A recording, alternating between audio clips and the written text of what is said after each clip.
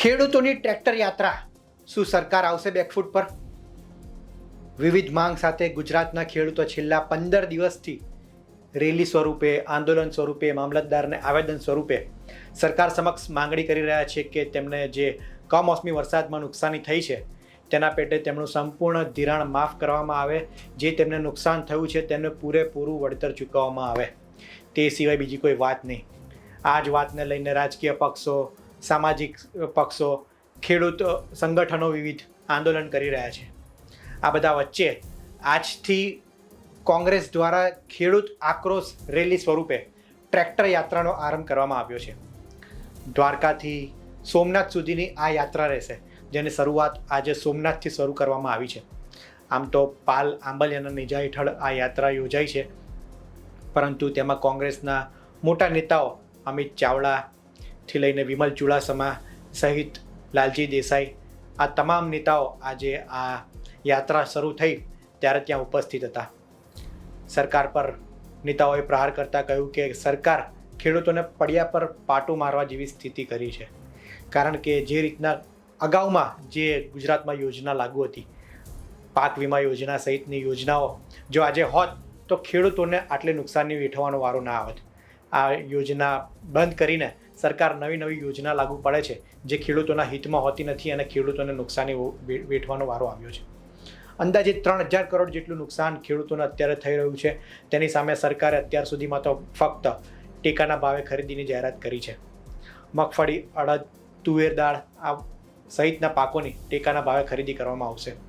પરંતુ ખેડૂતો માટે આ પૂરતું નથી, કારણ કે નુકસાનીનો આંકડો ખૂબ મોટો છે અને આ જ માટે ખેડૂતો સરકારને બેકફૂટ પર લાવવા માટે વિવિધ કાર્યક્રમો યોજી રહ્યા છે. સરકાર મહત્તમ સહાય આપે તેવી ખેડૂત માંગ કરી રહ્યા છે અને આને જ લઈને ખેડૂતોની ટ્રેક્ટર યાત્રા શરૂ થઈ છે. દ્વારકા સુધી આ ટ્રેક્ટર યાત્રા જશે, જેનો પ્રારંભ સોમનાથથી કરવામાં આવ્યો છે. પાલ આંબલિયાના નેજા હેઠળ આ યાત્રાની શરૂઆત થઈ ત્યારે આ યાત્રા આજે તલાલા થઈને કેશોદ સુધીની આજની આ યાત્રા રહેશે.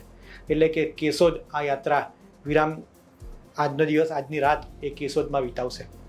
યાત્રાની વાત કરીએ તો આજથી શરૂ થયેલી યાત્રા 13 તારીખ સુધી ચાલશે. એટલે કે 8 દિવસ સુધી ચાલનારી આ યાત્રા સૌરાષ્ટ્રના અલગ અલગ વિસ્તારમાં ફરશે, કારણ કે સૌરાષ્ટ્રમાં મોટા પાયે નુકસાની છે.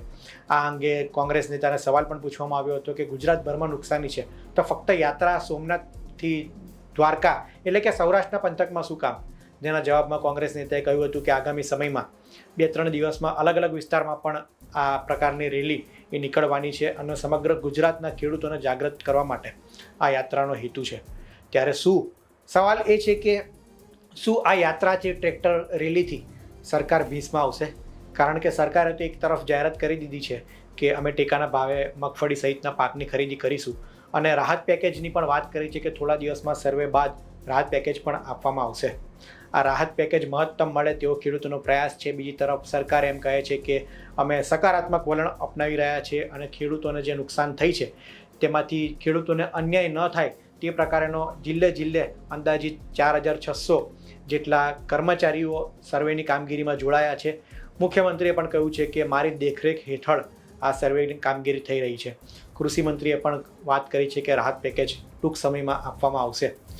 ત્યારે આ રાહત પેકેજ કેટલું હશે તેની પર તો અમારી નજર રહેલી જ છે, પરંતુ આ ખેડૂત યાત્રા થકી જે પણ અલગ અલગ ખેડૂતોના કાર્યક્રમ હશે, જે પણ અલગ અલગ ખેડૂતોની વાત હશે તે અમે તમારા સુધી પહોંચાડતા રહીશું. અત્યારે સાંભળીએ પાલ આંબલિયાએ સરકાર પર પ્રહાર કરતા શું કહ્યું. જે રીતે ગુજરાતમાં ખેડૂતોએ છેલ્લી 7 સિઝનથી જે કમોસમી વરસાદ હોય, અતિવૃષ્ટિ હોય કે વાવાઝોડું હોય, એ છેલ્લી 7 સિઝનથી જે માર સહન કરે છે અને એના કારણે ખેડૂતોની કમર તૂટી ગઈ છે.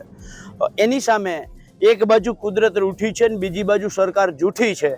હું એટલા માટે કહું છું કે આ જે ખેડૂતની આજે પરિસ્થિતિ થઈ છે એની હારે કુદરતને આપણે ન રોકી શકીએ, પણ સરકારની જે પોલિસીઓ છે આ પોલિસીઓએ ખેડૂતોને બરબાદ કરવામાં ક્યાંક ને ક્યાંક સૌથી મોટો ફાળો છે.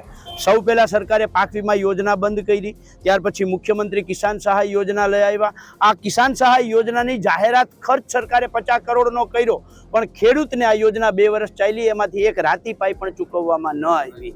એવી જ રીતે વાવાઝોડું હોય, કમોસમી વરસાદ હોય કે અતિવૃષ્ટિ હોય. ગયા વર્ષનું તમે જોવ તો જુલાઈ અને ઓગસ્ટના સરકારે પેકેજ જાહેર કર્યું 1769 કરોડનું, પણ જ્યારે આપવાની વાત આવી તો માત્ર 500 કરોડ પણ જ્યારે ચૂકવા નથી. ગયા વર્ષના જ કમોસમી વરસાદના ઓક્ટોબરને તમે લઈ લ્યો, 1 વર્ષ આજે પૂરું થયું છે, પણ એક રાતીભાઈ આજે ખેડૂતને મળી નથી. ત્યારે ગુજરાતનો ખેડૂત બહુ બૂમબરાડા સાથે કહે છે કે આ દેશની તિજોરી ઉપર, આ રાજ્યની તિજોરી ઉપર માત્ર 5-25 સરકારના માનીતા ઉદ્યોગપતિઓનો જ અધિકાર નથી. જો તમે ઉદ્યોગપતિઓના 25 લાખ કરોડ રાઇટ ઓફ કે માફ કરી શકતા હો તો ગુજરાતના 56 લાખ ખેડૂત પરિવારોનું ટોટલ દેવું છે એ માત્ર 96,000 કરોડ નું જ દેવું છે. તો આ શું કામ? જો ઉદ્યોગપતિઓના 25 લાખ કરોડ માફ થાય તો ખેડૂતોના માત્ર 96,000 કરોડ માફ કેમ નહીં? આ વાત સાથે ખેડૂતોનું દેવું માફ કરો અને પાક જે છે, પાક વીમા યોજના એ ફરીથી ચાલુ કરો. આ માંગ સાથે આજે કિસાન આક્રોશ યાત્રાની શરૂઆત કરવા જઈ રહ્યા છીએ. જય જવાન જય કિસાન. સર્વેની વાત હતી, સર્વે થઈ ગયો છે પૂરો. પેકેજ જાહેર થાય તો અપેક્ષા શું રહેશે? આ સરકાર જે છે એ જૂઠી સરકાર છે, એના ઉપર કોઈ ભરોસો કરી શકાય નહીં. કારણ કે લોકશાહીના મંદિર સમાન જે લોકસભા છે એની અંદર સરકાર કાયદો પસાર કરે કે કેસીસી ધિરાણ ખેડૂતોને 3 લાખમાંથી 5 લાખ કરી દેવાશે અને એક ખેડૂતને આપવામાં ન આવે. વિધાનસભાની અંદર કૃષિ મંત્રી એમ કહે કે કોઈ નેનો યુરિયા આપશે તો એની સામે કાયદેસરના કાર્યવાહી કરવામાં આવશે.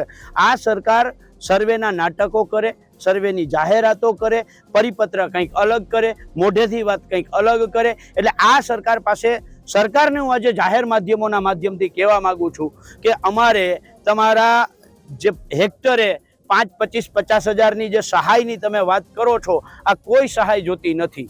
અમારે જોઈએ છીએ જેમ તમે ઉદ્યોગપતિઓના 25 લાખ કરોડ માફ કર્યા એમ ગુજરાતના 56 લાખ ખેડૂત પરિવારોની એક જ માંગ, એક જ અવાજ, એક જ સુર કે અમારું ખેડૂતોનું જે દેવું છે એ સંપૂર્ણ માફ કરવામાં આવે. હાલભાઈ, ખેડૂતો આખા ગુજરાતમાં પરેશાન છે, તો યાત્રા માત્ર સૌરાષ્ટ્ર શા માટે?